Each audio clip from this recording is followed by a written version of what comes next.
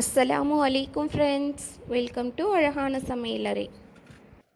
இன்றைக்கி நம்ம cake icing செய்கிற க்ரீம் ரொம்பவே ஈஸியாக ரெண்டே இன்க்ரீடியன்ஸை வச்சு பேக்கரி ஸ்டைலில் எப்படி செய்கிறதுன்னு பார்க்கலாம் ஃப்ரெண்ட்ஸ். வாங்க. அதுக்கு நான் 200 ml அளவு வனஸ்பதி எடுத்திருக்கேன். டால்டா வனஸ்பதி அப்படின்னு சொல்லுவாங்க. இதை ரூம் டெம்பரேச்சரில் எடுத்துக்கோங்க ஃப்ரெண்ட்ஸ். நான் ஃப்ரிட்ஜிலேருந்து எடுத்ததுனால இந்த மாதிரி கட்டியாக இருக்குது. அதை கொஞ்சம் இந்த மாதிரி உடச்சி விட்டு நல்லா பீட் பண்ணையில் அது ரூம் டெம்பரேச்சருக்கு வந்துடும். இப்போ பாருங்கள், ரூம் டெம்பரேச்சருக்கு வந்துருச்சு. அதை விஸ்கு வச்சு இந்த மாதிரி நல்லா பீட் பண்ணிக்கிடுவோம். எலக்ட்ரிக் பீட்டர் வச்சுருந்தா அதுலேயும் பீட் பண்ணிக்கலாம் ஃப்ரெண்ட்ஸ். நான் இன்றைக்கி விஸ்கு வச்சு தான் உங்களுக்கு செஞ்சு காமிக்கிறேன். விஸ்கு வச்சு செய்யலே நல்லா ஃப்ளஃபியாக வந்துடும் ஃப்ரெண்ட்ஸ். பாருங்கள், நம்ம முன்னாடி இருந்ததுக்கும் இப்போ இருக்க க்ரீமுக்கும் எவ்வளோ க்ரீமியாக வந்துருச்சுன்னு. இன்னும் நம்ம ஒரு 5 minutes கைவிடாமல் பீட் பண்ணையில் நல்லா ஃப்ளஃபியாக வந்துடும் ஃப்ரெண்ட்ஸ். நம்ம போட்டதுலேருந்து டபுளாக கிடைக்கும். நல்லா ஸ்மூத்தான பர்ஃபெக்டான க்ரீமி டெக்ஸ்சரில் இந்த க்ரீம் கிடச்சிச்சு ஃப்ரெண்ட்ஸ். கண்டிப்பாக ட்ரை பண்ணி பாருங்கள். இது ரொம்பவே ஈஸி தான், காஸ்ட்டும் ரொம்ப கம்மி தான் ஃப்ரெண்ட்ஸ். ஈஸியாக வீட்டிலே நம்ம செஞ்சிடலாம். இதை ஒரு 5 minutes கைவிடாமல் பீட் பண்ணணுங்கிறது தான் ஃப்ரெண்ட்ஸ். மற்றபடி இதில் எந்த கஷ்டமுமே கிடையாது. பட்டரை வச்சு செய்யல கூட இந்தளவு க்ரீமி டெக்ஸ்சர் கிடைக்கல ஃப்ரெண்ட்ஸ்.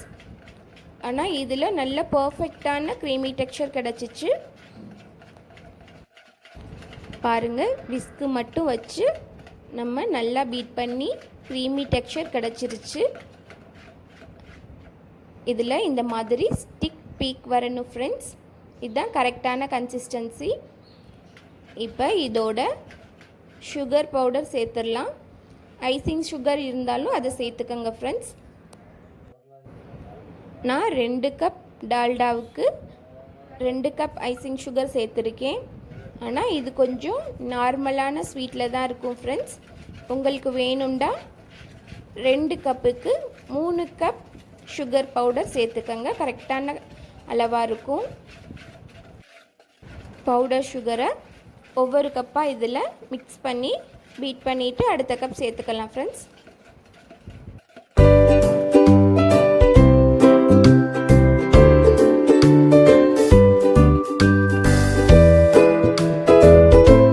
சுகர் பவுடர் நல்லா மிக்ஸ் ஆனதுக்கப்புறம் அடுத்த கப்பையும் சேர்த்துக்கலாம். அதையும் சேர்த்து இதே மாதிரி நல்லா மிக்ஸ் பண்ணி பீட் பண்ணிக்கிடுவோம். இந்த வீடியோவில் எதையுமே ஸ்கிப் பண்ணாமல் உங்களுக்கு காமிச்சிருக்கேன் ஃப்ரெண்ட்ஸ்.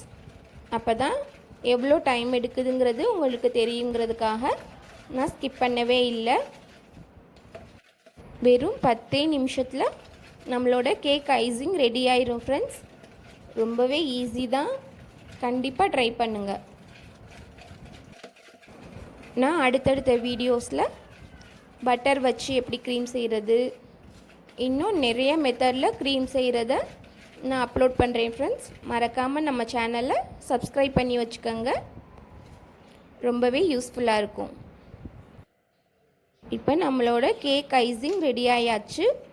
இதில் லாஸ்ட்டாக ஒரு 1/4 டேபிள்ஸ்பூன் உப்பு, 1/4 டீஸ்பூன் வெனிலா எசன்ஸ், இது ரெண்டையும் சேர்த்து நல்லா மிக்ஸ் பண்ணிக்கிடுவோம். உங்களுக்கு என்ன ஃப்ளேவர் தேவையோ அந்த ஃப்ளேவர் எசன்ஸ் சேர்த்துக்கங்க ஃப்ரெண்ட்ஸ். நான் இன்றைக்கி வெனிலா எசன்ஸ் தான் சேர்க்குறேன்.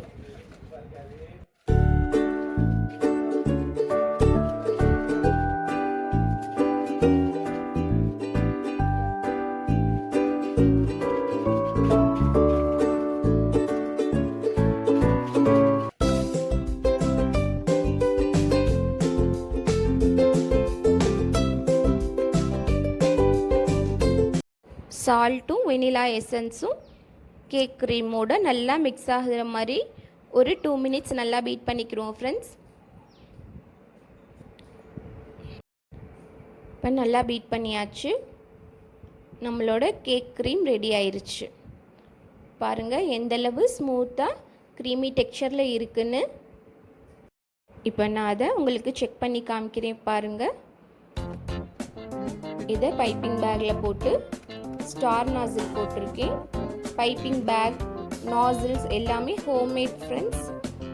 இதோட லிங்க்கு உங்களுக்கு டிஸ்கிரிப்ஷனில் கொடுக்குறேன், தேவைன்னா போய் பார்த்துக்கங்க. அதுவும் ரொம்ப ஈஸி தான் ஃப்ரெண்ட்ஸ். எண்டு ஸ்க்ரீன்லேயும் கொடுக்குறேன், பார்த்துக்கங்க ஃப்ரெண்ட்ஸ்.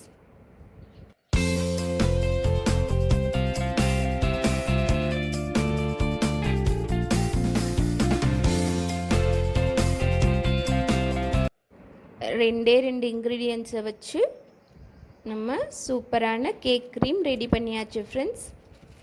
இந்த வீடியோ உங்களுக்கு பிடிச்சிருந்தா லைக் பண்ணுங்கள், ஷேர் பண்ணுங்கள், மறக்காமல் சப்ஸ்கிரைப் பண்ணுங்கள். தேங்க்யூ.